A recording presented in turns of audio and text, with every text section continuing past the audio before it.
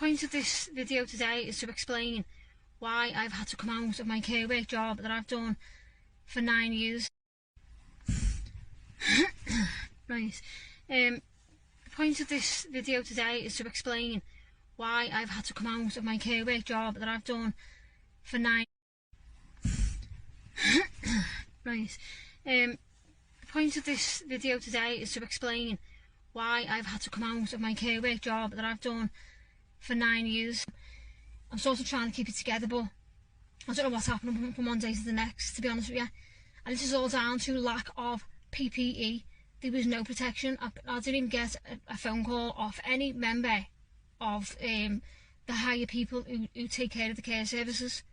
We're taking care of service users, but who's taking care of us? Because my life was in my hands, and I explained this at I was upset on the phone.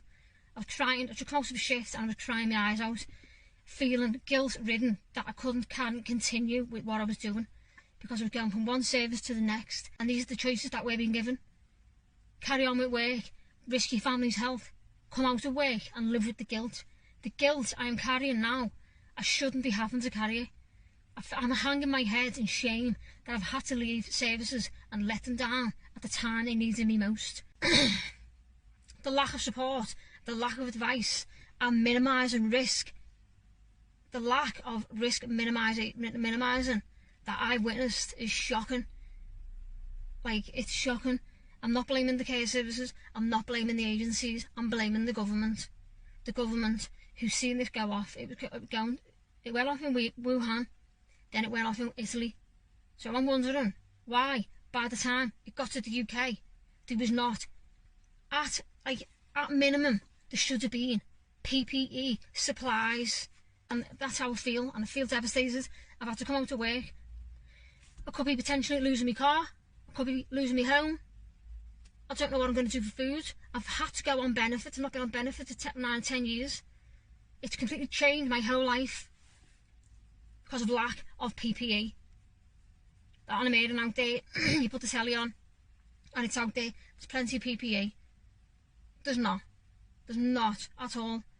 I couldn't face it if I'd gone into a service and I found out the next week someone had passed away, knowing where I'd just been, and I could have potentially passed that on to them.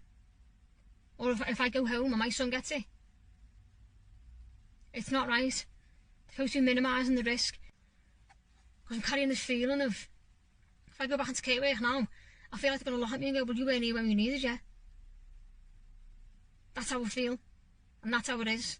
I weren't there when they needed me most. Because I had no protection. I've had no advice. No one's phoned me up and said, Lisa, COVID-19's here. Here's the plan. Nothing at all. Just left out there to make my own choices. It's not on.